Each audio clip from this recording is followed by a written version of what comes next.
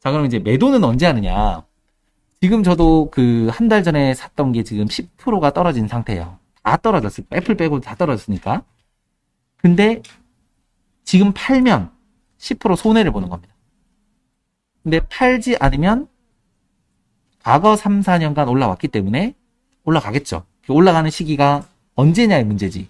1개월 뒤냐, 2개월 뒤냐, 3개월 뒤냐, 4개월 뒤냐의 문제지. 올라가겠죠. 그러면 올라가고 그때 내가 산 시점 대비 5% 수익이 나면은 파는데 여기는 5.2라고 제가 적어놨죠. 자, 제가 사기는 사는데 그 샀던 종목이 플러스 5.2가 되면은 전량 매도를 해요. 전량. 하나도 남김없이 다 매도를 합니다. 자, 근데 5.2%는 뭐냐면 보통 우리가 살 때 매매 수수료가 0.1%가 나가요. 그리고 팔 때 매매 수수료가 또 0.1%가 나가요. 이건 사람마다 개인마다 그 매매 수수료가 다르기는 한데 평균적으로는 0.1%가 나가요. 그러니까 살 때 한번 나갔고 팔 때 한번 나가요. 그럼 내가 순수하게 5%의 수익을 내기 위해서는 0.2를 더한 5.2에서 매도를 해야 0.2를 빼고 5%의 이익을 보는 거예요. 이해되시죠? 5% 받다고 좋아하는 게 아니고 매매 수수료가 이미 0.2가 빠진 거예요. 자, 근데 사자마자 가끔 이런 날이 있어요. 사자마자 잤는데 잠이 들었는데 그 밤새 5%를 한번 갔다가 다시 내려오는 경우도 있거든요. 그래서 제일 좋은 건 사자마자 그날 5.2가 되면 자동으로 팔아줘라고 자동 매매를 걸어놓고 자는 게 제일 좋아요. 그러면 아침에 일어났을 때 팔려있는 경우가 생각보다 많기 때문에 미리 걸어놔야 되는데 키움증권은 그 원래는 예약을 걸어놔도 하루가 지나면 풀리거든요.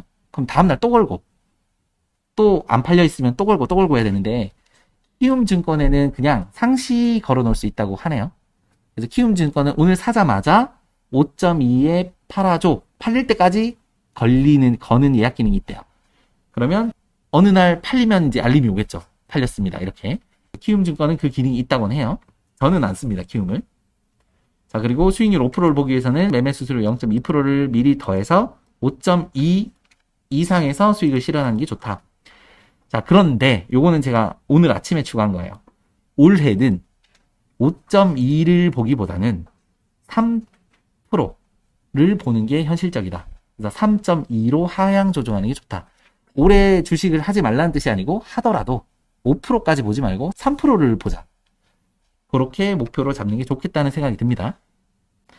예전에는 자고 일어나면 하루에만 5% 올라 있고 또 다음날 또 떨어졌다 올랐다 떨어졌다 했는데 요즘에는 이제 3% 오르는 것도 좀 신중하게 이제 봐야 되니까.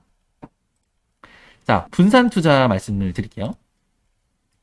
요거까지 하고 잠시 쉬겠습니다. 분산 투자는 보통 조금 잘못 알고 계신 경우들이 좀 있습니다. 어떤 경우냐면은 내가 만약에 투자를 하는데 나한테 수중에 투자금이 2천만 원이 있어요. 3천만 원. 근데 어떤 분은 이렇게 보통 사요. 예를 들어서 테슬라 한 주가 100만 원이라고 가정해볼게요. 그 다음에 뭐 삼성전자 10만 원이라고 가정해보세요. 50만 원이라고 가정해보세요. 자, 그러면은 한 주씩 사면 내가 지출되는 금액이 한 160만 원 정도 되잖아요. 그죠? 근데 다음에도 또 기회가 될 때 테슬라 한 주, 삼성전자 한 주, 카카오 한 주를 사면 금액이 200만 원, 20만 원, 100만 원 이렇게 되잖아요. 그래서 내가 3천만 원치 다 샀어요. 3천만 원치 다 사면 그러면은 20주씩 사볼게요. 자, 테슬라 20주는 2천만 원이겠죠? 삼성전자 20주는 200만 원. 카카오 20주는 800만 원. 자, 이렇게 되면 2천만 원, 200만 원, 800만 원 더해서 3천만 원이 됐으니까 내가 가진 투자를 다 한 건데 이게 주에 맞추다 보니까 몇 주에 맞추다 보면 결국에는 내 투자금의 많은 부분이 테슬라에 들어가는 꼴이 돼요. 그래서 대부분 주식 하시는 분들을 보면 분명히 쏠려 있을 겁니다. 어떤 한 주에 메인 종목에 쏠려 있고 나머지가 막 자잘자잘하게 분산되어 있는 경우가 대부분이에요. 근데 정말로 그 분산 투자를 하려면 어떻게 접근하시는 게 좋냐면 만약에 테슬라 한 주가 다시 돌아와서 100만 원이고, 삼성전자 한 주가 10만 원이고, 예를 들어 카카오 한 주가 40만 원이라면 3등분을 해요. 그러면은 1000만 원 곱하기 세묶음이 되겠죠. 3천만 원을 3등분을 하면 1000만 원 세묶음이 되죠. 그러면 테슬라는 몇 주를 사야 되냐? 10주를 사야 돼요. 그러면 1000만 원. 삼성전자는 한 주가 10만 원이니까 100주를 사야 돼요.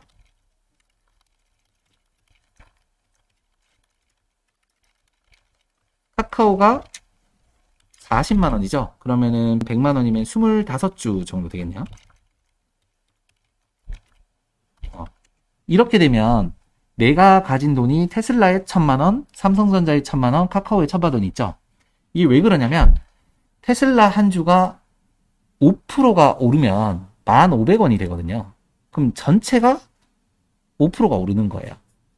얘가 5%가 오르는 거고, 삼성전자도 5%가 오르면 전체가 5%가 오르는 거예요.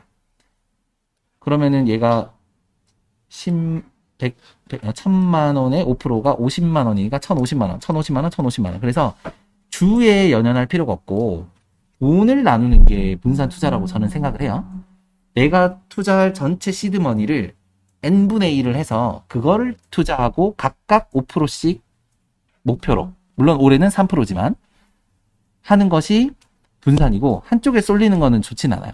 그럼 이제 3등분을 할 것이냐, 3등분을 할 것이냐, 4등분을 할 것이냐, 5등분을 할 것이냐, 10등분을 할 것이냐는 본인의 자유인데, 제가 해보니까 저희가 이 추천 기업이 10개잖아요.